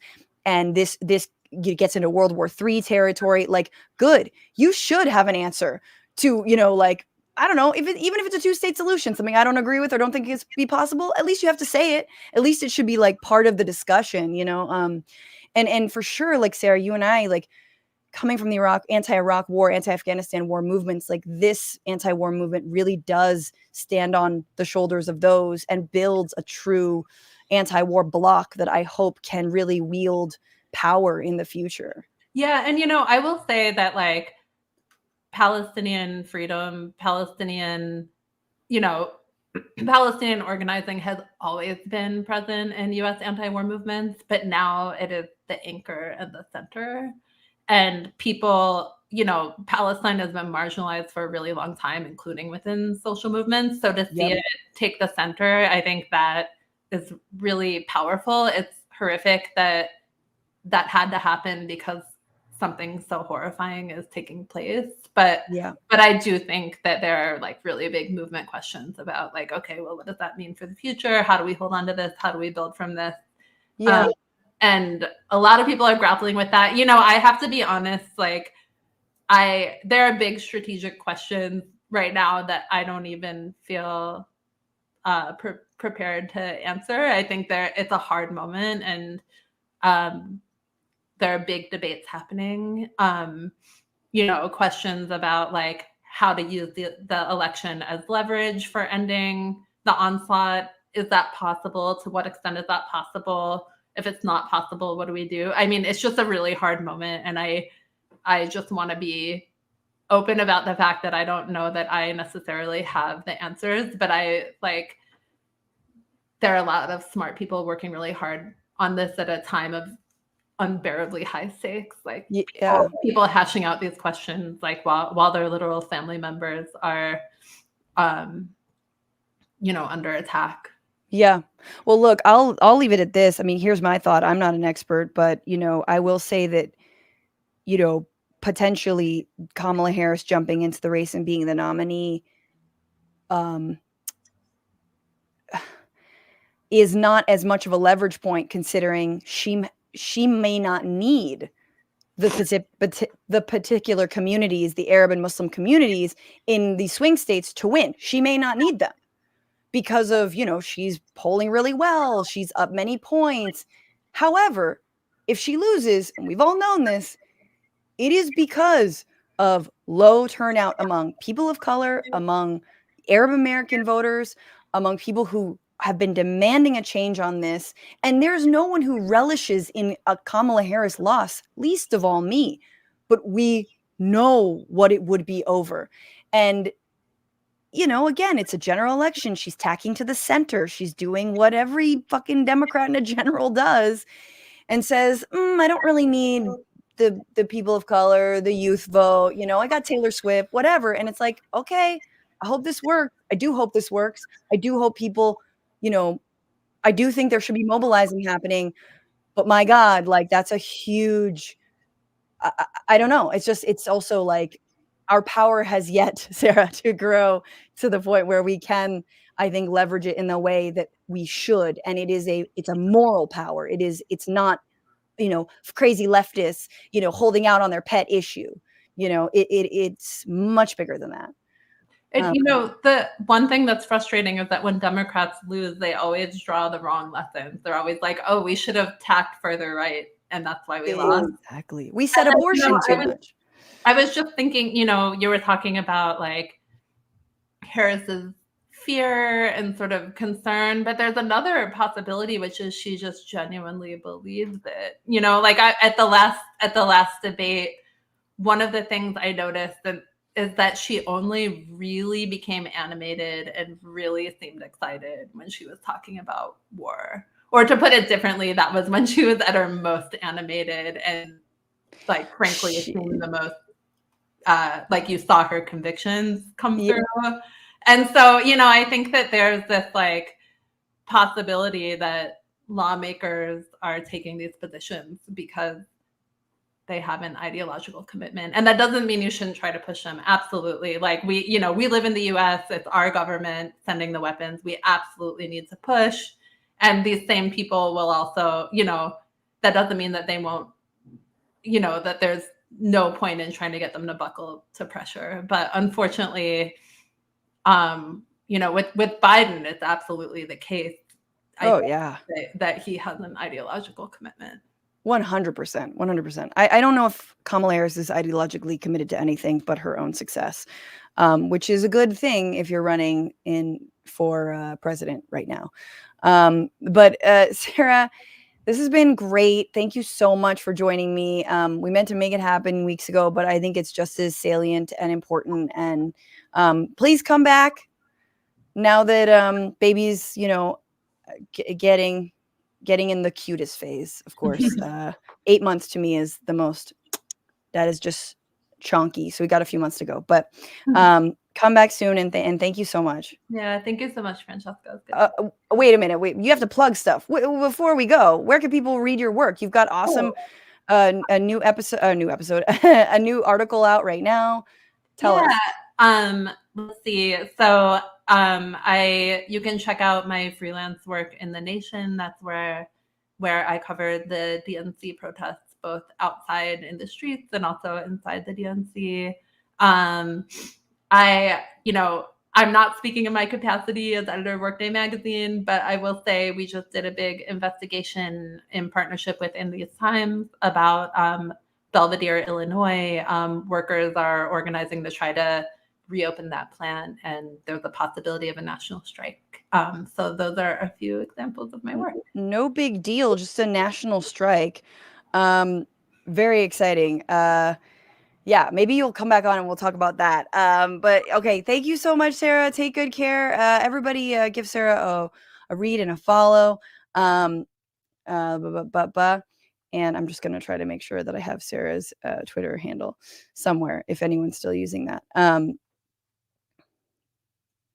Give me a second. Sarah Lazare, SARAHLAZARE on Twitter. Everybody give her a follow. And thank you so much for sticking around. We got one more segment. This is a long and beautiful, brilliant, just the brilliant, the best minds, the most brilliant minds. Terrence Trumbo, what would it take to ostracize and punish Israel, that them purposefully killing one of us here? Yeah.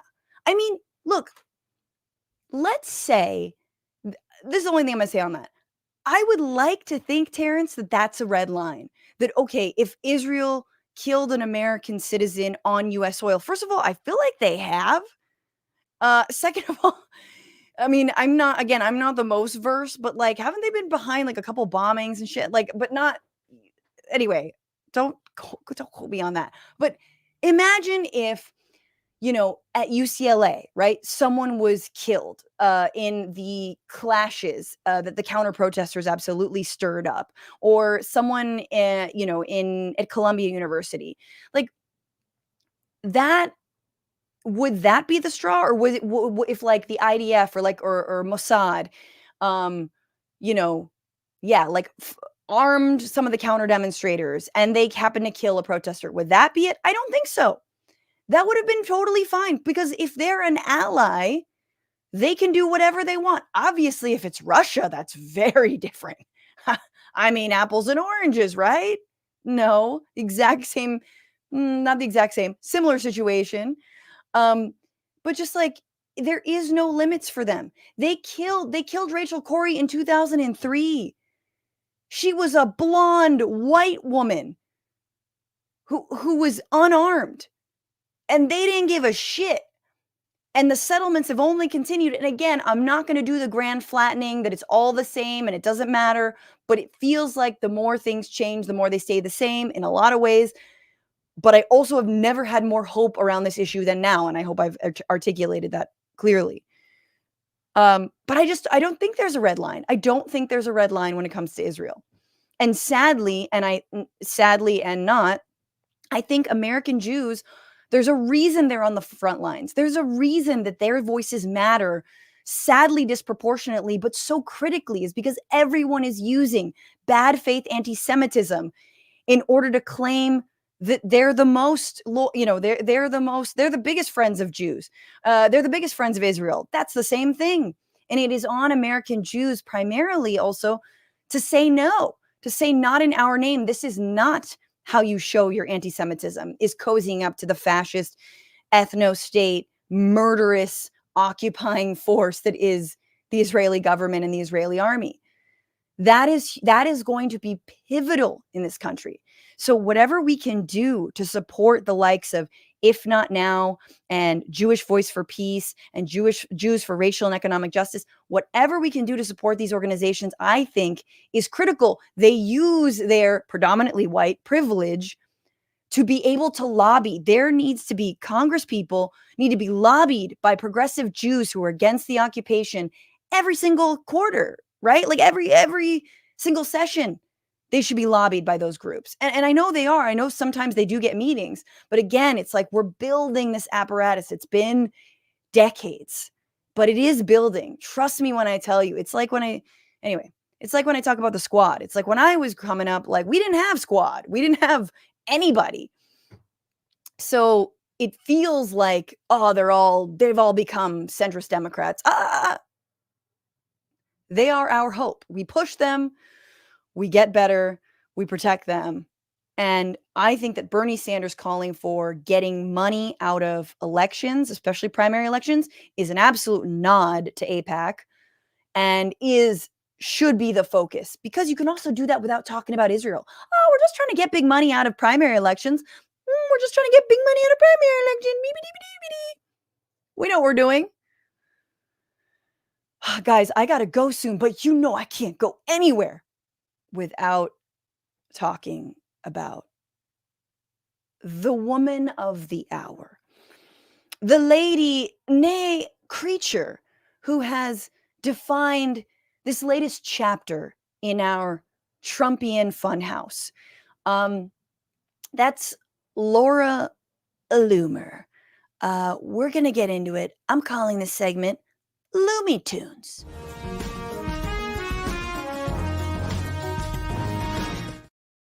You should never have to learn Laura Loomer's name, period. There's no reason to know who this person is. In fact, up until a few days ago, I was like, this is a side story. I don't think we should talk about this. This is dumb. However, she might be sleeping with Donald Trump. And if she's sleeping with Donald Trump, she's basically sleeping with the country. No. It is interesting because Laura Loomer is uniquely unhinged. There's regular unhinged, right? There's the Ann Coulters, which feels like a throwback, There's the Guilfoyles. There's the Janine Pirros. There's the kind of like, Tommy Lahren. There's the like little side characters. Then there's the ones who've gotten into office. I mean, there's Rudy Giuliani. There's Sidney Powell. There's Jenna Ellison. There's other people whose names I can't believe I can remember. There's, let's be honest, probably the person who had the crown for the most unhinged Trump supporter / advisor, possibly, is Mike Lindell. All right. Now, of all those people, Laura Loomer was even like a third rail. She seemed to be the craziest of the crazy. She has said insanely racist and crazy things. She locked herself to Twitter headquarters when she got banned for some messed up tweet. She hangs out with Nick Fuentes. And she looks like a spirit Halloween witch. That's what her vibe is. Like, she looks like you hang her outside of your home to scare away the children. She looks like you pass her too quickly and she starts going, ooh,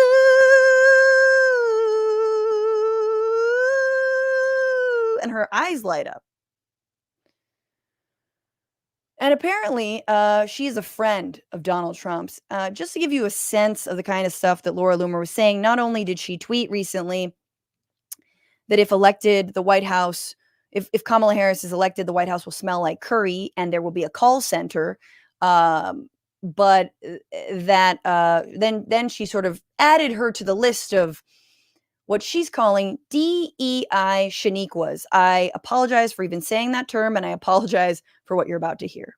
Independent black woman, I don't need no man, and I'm going to get Whitey. And I'm going to lock Donald Trump up, just like Letitia James, right? And she goes, now you're going to elect me, and I'm going to lock him up. We're going to get Trump. Like the way they talk and their little DEI Shaniqua voices. And they all have the same voice. I'm talking about Kamala Harris, Letitia James, and Fannie Willis. Like meritless DEI Shaniquas talk the same way. It's very obnoxious the way that they talk. Bitch, you've done nothing with your life. Bitch, the best you've done is possibly blow Donald Trump, which, let's be real, is like blowing a pig in a blanket. That shit is small. You know what I'm saying? I'm sorry, this is very graphic, but like, I am not even someone who's out here like, yay, Fannie Willis and yay, Letitia James. But these are accomplished people. And now you're calling them DEI Shaniquas, which is truly the most racist thing I've ever heard. Like at that point, just say the N-word. Come on now. So there she is, mad at Kamala Harris, saying everyone's mad that Kamala Harris code switches, that sometimes she sounds more black or whatever. And then that's cute to do your best black impression. Gross. And here's Donald Trump being asked about his association with Laura Loomer, because apparently Laura's been on his plane, traveling with him, went with him to the 9/11 memorial on 9/11, even though she herself has dabbled in some conspiracy theories around it. Here he is being asked. Laura's been a supporter of mine, just like a lot of people are supporters, and she's been a supporter of mine. She speaks very positively of the campaign. I'm not sure why you asked that question, but Laura is a supporter. I don't control Laura. Laura has to say what she wants. She's a free spirit. She's a free spirit. Laura, I don't know what she wants. I don't know if she wants a fling or something more serious. I don't know if she wants to be, like a new melted Melania. Melania's not traveling with me, so someone's got to travel with me, take care of my needs. But anyway, she's a free spirit. Guys, I'm sorry to have to say this, but they're definitely sleeping together. Like, that is the most, like, she's a free spirit. Like, he doesn't also know what the media is asking. Like, he's not even picking up that they're asking him in that moment. Later, he clarifies on Twitter that he doesn't agree with everything Laura Loomer said, because his advisors told him to, and I guess he fucking, listened to them. But in that moment, there is a part of him that's like, did you want to know if we're having relations? Well, you'll have to ask her, whatever she's calling it. I don't know. I call it casual. Chapel Roan says, is it casual now? I think it's pretty casual. Like, that's what he is responding. Like, why do you? Anyway, she's just a supporter. She's great. She's a free spirit. Like, free spirit. You'll have to ask her what she wants. Nobody cares. Nobody's asking what she wants. We're asking why the fuck you're hanging out with her. She has called 9/11 an inside job, a claim that suggests, obviously, that the U.S. government was behind 9/11, and yet she was there at the memorial, and here she is now excited / mad at her newfound fame. And I don't work for Donald Trump. They can't imagine the fact that the president of the United States has people in his life who he considers to be friends. Is the president of the United States... Okay, really quickly. No, we cannot. No, we cannot. Donald Trump doesn't have friends. We've known him for way too long at this point. There's no friend. He doesn't have no friend. Don't nobody come within a feet of him. A footed. Nobody comes that close to him unless they're trying to kill him. No, JK. Nobody is in his orbit unless he's getting something from it. He is a transactional man. The art of the deal, bitch. Haven't you read it? He doesn't have friends. His only friends are people who are on the payroll he birthed or he's fucking.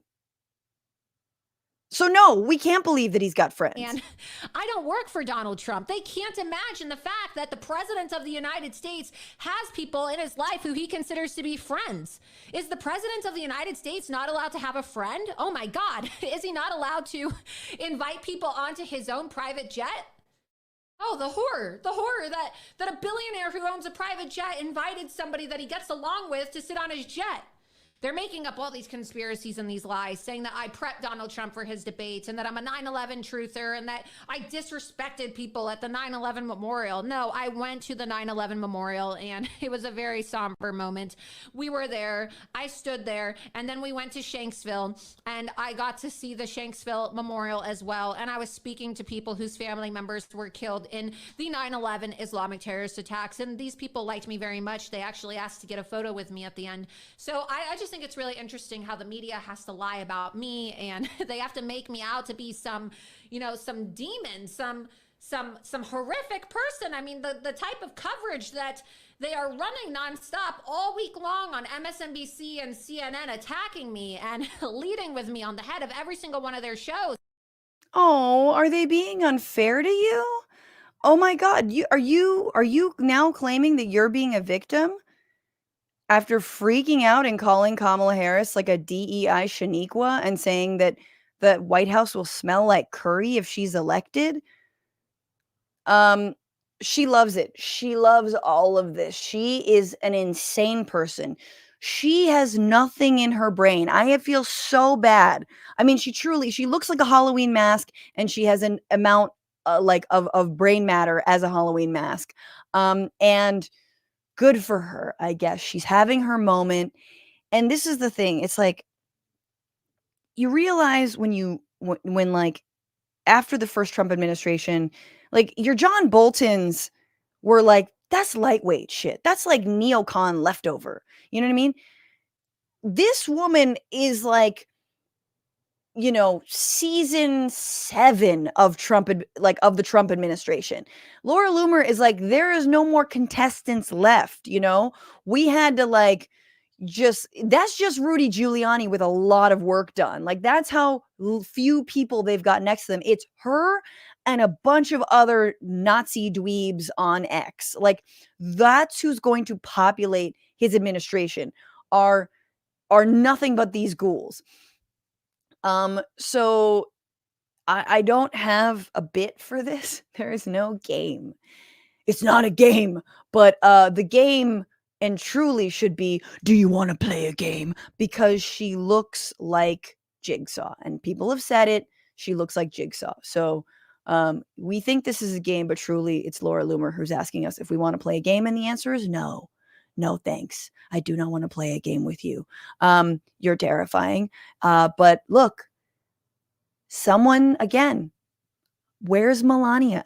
Where's Melania? And let me just say, if there was video of Joe Biden now putting his arm around somebody in a really sexual manner and like pulling them close to him, like Donald Trump's been pulling Laura Loomer close to him, like the media, the right-wingers would freak out. They wouldn't stop talking about it, to say nothing of the fact that Democrats would be like, that's incredibly unpresidential. You shouldn't do that. Sir, I thought we talked about smelling hair and whatnot. Like, to say nothing of the fact that it's not your wife. It's not your wife. But Tim Walz and Tim Walz's wife, what a weird, God, they're so weird together, aren't they? Isn't that just a strange way to greet one another? Anyway, good times over in Trump land. That has been the Bitchuation Room. Let's read some comments and F off into this good afternoon. Franny, I just watched. Very voyeur feeling. Piers is such a Murdoch man. Thank you, Duncan, your mate. Thank you, Duncan. I appreciate you. Yeah, I continue to, maybe I'll go over my Piers appearance tomorrow. We'll see. And the bonus, I'm going to go on again with another cast of characters. When I go on that show, I'm like, I have to like look in the mirror and go like, wait a minute, am I a character too? Because I'm just trying to dunk on these hoes, but I don't know if they are like, this bitch is dumb. It makes, you're in a place where you're like, I feel dumber just by being here. Anyway, we'll do a poll. Should I keep going on Piers Morgan or not? Thank you again, Robert Gilbert and Frank Rockefeller. Politics and power obsession are a poor substitute for value creation and prosperity. The leftist neurotic obsession with those who have abundance. Thank you. I always love your comments, Rockefeller. Here's my only problem. You're kind of a cheapskate. You're going to pay me only $5 with a last name Rockefeller to spit some, 1% propaganda on my channel? You better put a 0 after that. Couple zeros. Tip this show, TBR-Live on Venmo, TBR Live on Cash App. Why don't you? Especially if your last name is Rockefeller. Instructor, member for 5 months. Why does the mainstream media interview the families of these horrific abortion stories? Agreed. It shouldn't just be left up to campaigns. And then Robert reminding me of the USS Liberty incident in 1967. Again, Israel did sink the USS Liberty. Maybe we'll do like a little moment in history. Like, do friends do this? I believe Bassem Youssef asked on one of the many shows that he was on, speaking about Palestine and Israel. And with that, guys, let's get to that far song. Thanking every patron at $10 or more. You get this shout out and all the Twitch subs with the fart song.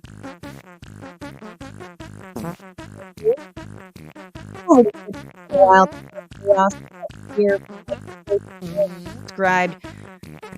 13 months strong. Hauser Mag, thanks so much for resubscribing. Thank you, Nemo1870 Dragon, also for resubscribing 44 months. Unlucky Leader, A Van down by the river also resubscribed or subscribed with Prime. Welcome. Mayhay, subscribe for at tier 1. Thank you. And CC1827 also subscribed. You are great. Love my Twitch fam in the community over there. Thank you to Boom, a new patron. Officially part of the Franny stands. And Eugene Henry also. Thank you so much. And Abdul Carbago. Abdul, thank you so much also for that generous tip. TBR-live on Venmo, TBR live on Cash App. Thank you to everyone who makes this show possible, to Paige Omek, to Maximilian Inhofe, to our editor, Andy Vasoyan. Remember, we're streaming Tuesdays, Wednesdays, Fridays, 1 p.m. Pacific, 4 p.m. Eastern. Follow the show on all the things, Bituation Pod on Twitter, TikTok, and Instagram, Bituation Room. And remember to fight the power, to fuck the patriarchy, and don't just bitch about it, be about it. I'll see you tomorrow. Bye.